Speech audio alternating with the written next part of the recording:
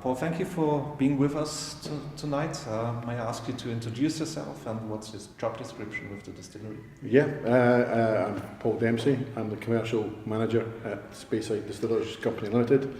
We operate this Speyside Distillery near Aviemore in Scotland, and I'm based out of the offices and warehouses in Glasgow. Okay, so can you tell us a little bit about the Speyside Distillery? When was it founded? Where is it situated? Yeah, the distillery is situated about 3 miles east of the village of Kingussie, which is in the very southernmost tip of Speyside. We are the closest distillery to the mouth, to the source of the River Spey, and we draw our water from one of its tributaries, the River Tromie. Very small distillery that started production in 1990. It took many years to build. It was owned originally by a family that were famous in the world of whisky blending. So I think the distillery was an idea that the owners had for many years, and they built it from there as and when time and finances allowed, and they ended up with a beautiful little distillery that still a lot of people haven't visited yet. So I think there's no visitor centre, but you can drop by and give them a call. Yeah, in the last couple of years, we've got it to the stage where you can book a private tour on the website. You can visit in small groups. The good thing is that you then get to talk to the people that work in the distillery day after day after day.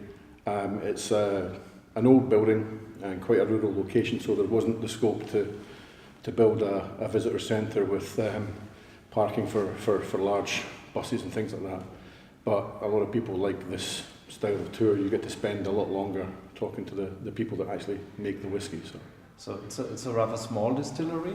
How much is the output per year? Do you know that? The output per year is between 500 and 600,000 litres at full capacity.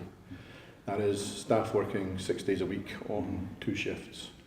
We don't run 24 hours, we don't run 7 days. The physical size of the distillery itself, you could probably fit in a room about twice the size of this one. The stills, the washbacks are all under one roof. So it's a great little building to see. As far as I know, you have your biggest markets not in Europe but abroad. So that's going to Asia, a lot of your stuff, isn't it? Yeah, the current owner and CEO was originally an independent, if you like, an independent bottler who was living in Asia and had set up a business there. And he was a customer of Speyside Distillery and gradually purchased more and more whiskies from there. He built his Spey brand into a large and successful whisky brand in Asia, primarily Taiwan. However, over the last 4 years, we've now expanded that, since buying the distillery, into several more European markets, as well as North America and Australia. You've come to Austria with 2 new expressions, 2 new bottlings. Could you tell us something about them? Yeah. When the distillery was purchased, when the new owners came on, 2012, 2013, they put together a range that was different from what they saw in Asia. And what we have today is an extension of that. So we have effectively what will be the house style, so 100% bourbon matured starting whisky, which shows the sort of characteristic of the raw spirit.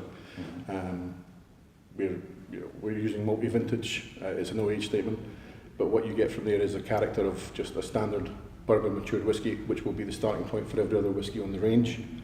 And the other one we have is our very first ever release made using peated barley.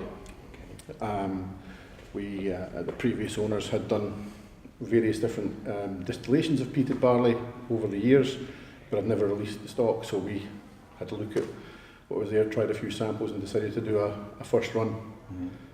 In a similar style to some of the other Speyside distillers who have a peated expression as part of their range. So how they are called? The bourbon one is called Trutina, right? The bourbon one is called Trutina, which is the Latin word for pure, balanced, honesty, if you like. The whiskey's bottled at 46%. It's non-chill filtered. There is no additional colouring. It is you know, effectively the pure first release. And the peated one we've called Fumari, Latin word for smoke, which is fairly self-explanatory. The reason we use Latin, we were using Latin as the terminology on the Tene, which was the successful release we launched in 2013. So this now gives us a sort of series at the start of the range. Okay. So, and anything else planned for the future with new releases? Something you can tell about? We did 2 single cask releases last year, the first time we'd ever done them for festivals. I'd love to do more. The good thing about a small distillery is there's lots and lots of ideas. So there's nothing that we can say is a definite launch for next year, but there's lots and lots of ideas that might yield some fantastic stuff. Okay, then thank you for coming along. You're welcome. For the interview, and have a nice day here. Thank you.